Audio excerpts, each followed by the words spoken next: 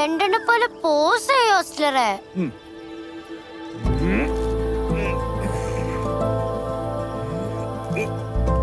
ഇത് ബെണ്ടനെ പോലെയല്ല, മണ്ടനെ പോലെയാണ്.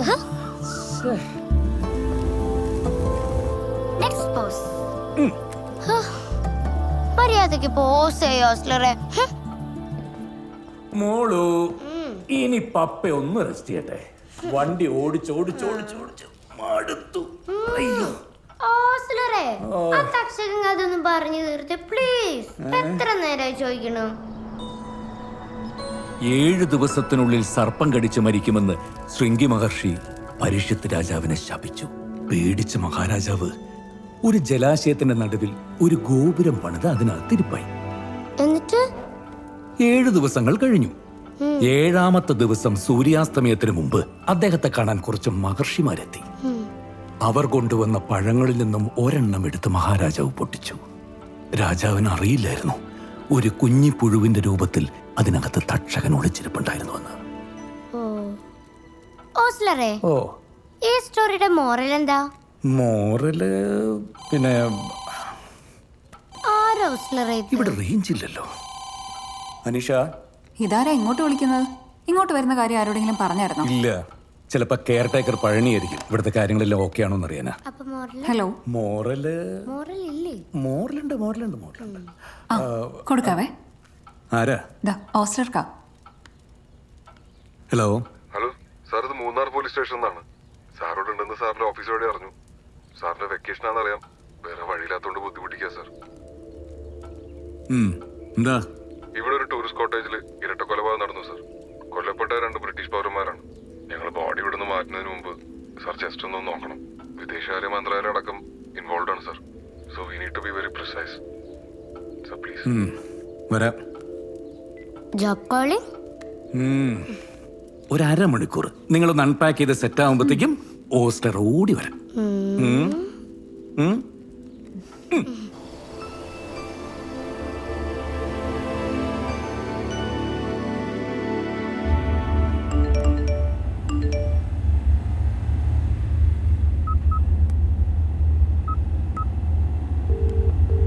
ഹലോ ഹലോ സാർ, എന്ത് പണിയാ രവി കാണിച്ചത്?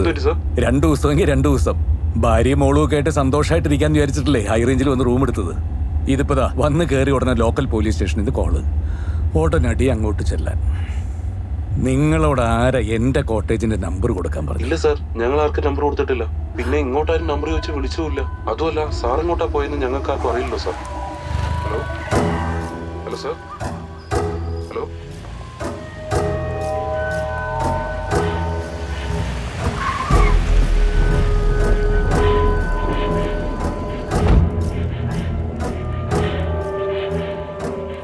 മോളു,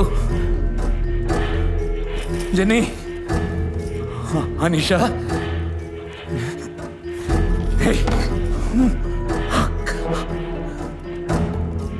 അനിഷ, മോളു, ജെന്നി,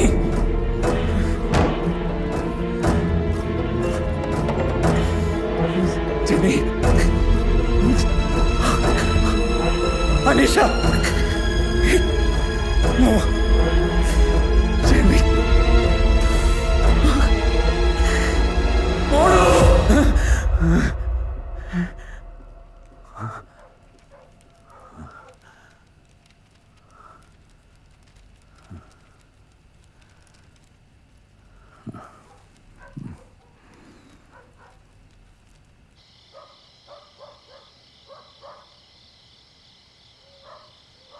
എനിക്കൊന്നും വിളിക്കാനില്ല സാറേ. എനിക്കെല്ലാം തുറന്നു പറയണം. 4 ദിവസം ഞാൻ ഓട്ടം തുടങ്ങിയിട്ട് എനിക്കതിൻ്റെ ത്രില്ല് പോയി. എഞ്ചിനീയറിംഗിന് പഠിക്കുമ്പോഴാണ് ഹോസ്റ്റലർ സാറിനെ അറസ്റ്റ് ചെയ്യുന്നത്. I was A narcotics carrier. ഞാൻ കാല് പിടിച്ച് പറഞ്ഞിട്ടും സാറത് കേസാക്കി. 5 വർഷം ഞാനകത്ത്. അതോടെ എൻ്റെ ഫ്യൂച്ചറും പോയി, എൻ്റെ കുടുംബത്തിൻ്റെ മാനവും പോയി. I had nothing else to do except revenge. Hosteller സാറിനെ ഞാൻ കുറച്ച് കാലമായി ഫോളോ ചെയ്യുന്നു. അവസാനം 3-6 വെച്ച് എനിക്ക് കുറ്റം കിട്ടി. സാറിൻ്റെ ഭാര്യയും മോളെയും അവിടെ നിന്ന് കിഡ്നാപ്പ് ചെയ്ത് നൈറ്റ് സെന്ററിലായിരുന്നു ഞാൻ. ഏതോ കാട്ടിൽ ബോക്സിലാക്കി പ്ലാസ്റ്റിക് കവറിലാക്കുന്ന മാത്രമേ എനിക്ക് ഓർമ്മയുള്ളൂ. പിന്നെ എവിടെയൊക്കെ കുടിച്ചിരുന്നത് എൻ്റെ റിലേ കട്ടായിപ്പോയി. പിന്നെ നിങ്ങൾ വിനീതേ, ആ കോട്ടേജിന്റെ ഭാഗത്ത് നിന്റെ വണ്ടി കണ്ട കെയർടേക്കർ പറഞ്ഞ നമ്പർ ഓർത്ത്. അതുവഴി ഞങ്ങൾ നിന്റെ ഫോണും ട്രേസ് ചെയ്തു. ഞങ്ങൾക്ക് നിന്റെ ലൊക്കേഷൻ കിട്ടി. നിന്റെ കാറിൽ നിന്ന് മോസ്റ്ററിന്റെ ഭാര്യയുടെയും മകളുടെയും രക്തം പുരണ്ട വസ്ത്രങ്ങൾ കിട്ടി. പിന്നെ ചോര പറ്റിയൊരു വലിയ വെട്ടുകത്തി, ഒരു തൂമ്പ. ഫോറൻസിക് ടെസ്റ്റുകളിൽ നീ പറയുന്നതൊക്കെ സത്യമാണെന്ന് ഞങ്ങൾക്ക് ബോധ്യമായി. പക്ഷെ അവരെ രണ്ടുപേരെയും നീ എവിടെയാണ് കുഴിച്ചിട്ടതെന്ന് ഒന്ന് ഓർത്ത് പറ വിനീത്. സാറേ, നമ്മളിപ്പോ കുറെ സ്ഥലത്ത് പോയി കുഴിച്ചു നോക്കിയില്ലേ സാർ? എനിക്ക് ഓർമ്മയില്ല സാർ. അന്ന് രാത്രി heavy ഡോസേജുള്ള ഡ്രഗ്സും. Honestly, I don't remember. സാറേ, എനിക്കൊരു ജോയിന്റ്, ഒരു തല മുഴുവൻ പെരുക്കണം സാറേ. അല്ലെങ്കിലൊരു ഡിയറി സെന്ററിൽ കൊണ്ടുപോകും പ്ലീസ് സാർ, പ്ലീസ്.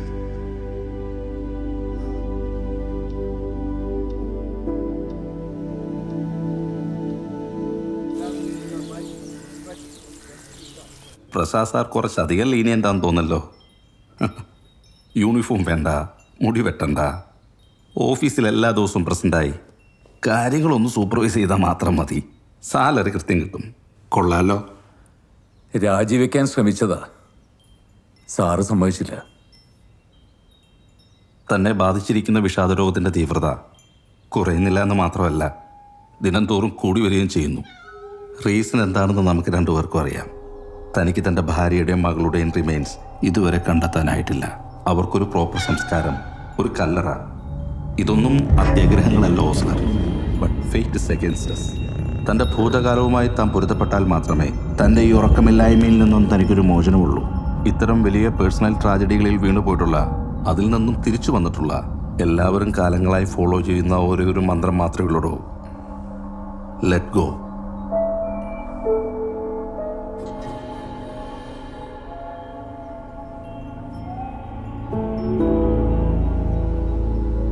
എടോ, തൻ്റെ ഇൻസോംനിയ ക്രോണിക് ആയിട്ടുണ്ട്. ഇപ്പോൾ താൻ ഹാലൂസിനേറ്റ് ചെയ്യാൻ വരെ തുടങ്ങിയിരിക്കുന്നു.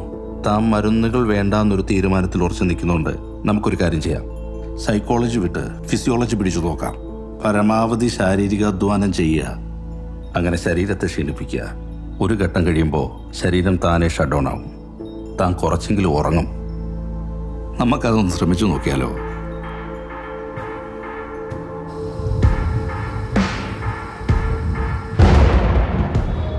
ഓസ്ലറെ, ഇനി ഞാൻ സംസാരിക്കാൻ പോകുന്നത് തന്നോട് അടുപ്പമുള്ള ഒരു സുഹൃത്തെന്ന നിലയിലാണ്. കഴിഞ്ഞ 3 വർഷത്തെ കടുത്ത വിഷാദവും ഈ ഉറക്കമില്ലായ്മയും തൻ്റെ ശരീരത്തെ പോലും വല്ലാതെ ബാധിച്ചിരിക്കുന്നുള്ളൂ. തനിക്ക് അകാല വാർദ്ധക്യം പോലും പിടിപെട്ടിരിക്കുന്നു. Please embrace life and come back and find a purpose. നീ എവിടെയാണ് കറങ്ങി നടക്കുന്നത്? നിനക്കെനിക്കൊരു സ്ഥലം തന്നിട്ടില്ലേ? അവിടെ ഇരുന്നാ പോരെ? അറിയിപ്പിക്കണ്ട എന്നെ കൊണ്ടൊന്നും. സാറ് വന്നു. എന്തിനാണ് സാറേ ഇവനൊക്കെ ഇങ്ങനെ കാശ് ചെലവാക്കി ഫുഡ് വാങ്ങിക്കൊടുക്കുന്നത്?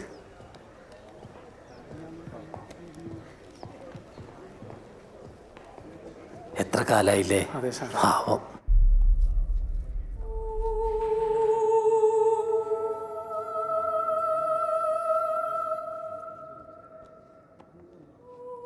സാറിനല്ല വിഷമമുണ്ടെന്ന് എനിക്കറിയാം. പക്ഷെ സത്യമായിട്ട് എനിക്കൊന്നും ഓർമ്മ വരുന്നില്ല. നമ്മൾ കസ്റ്റഡിയിലായ ദിവസങ്ങളിൽ എവിടേക്കലഞ്ഞ് സാറിൻ്റെ ഭാര്യനെ മകളെ പൊക്കിയതിന് ശേഷം ഞാൻ മിനിമം ഒരു 10-15 നൈട്രസൻ അടിച്ചിട്ടുണ്ടാവും. എൻ്റെ തലച്ചോറൊക്കെ ഫ്രൈഡായിരുന്നു. എല്ലാം കഴിഞ്ഞ് പോലീസ് എന്നെ പിടിച്ച് എൻ്റെ കിക്കിറങ്ങിയപ്പോഴേക്കും എനിക്ക് പലതും ഓർമ്മയില്ലാണ്ടായി. സാറ് എത്ര വട്ടം എന്നെ ഇതുപോലെ കാണാൻ വന്നാലും എനിക്കിനിയൊന്നും ഓർമ്മ വരും തോന്നുന്നില്ല. ക്രോണിക് ഡ്രഗ് യൂസിൻ്റെ പ്രശ്നം. സാറ് വാങ്ങി തന്ന ഈ ഫുഡ് കഴിക്കുമ്പോൾ എനിക്ക് നല്ല വിഷമമുണ്ട്. പക്ഷെ സാറ് മാസം കൊണ്ടുവന്നി ഹോട്ടൽ ഫുഡ് മാത്രമേ ഉള്ളൂ. എനിക്ക് പുറം ലോകമായ ആകെയുള്ള ബന്ധം.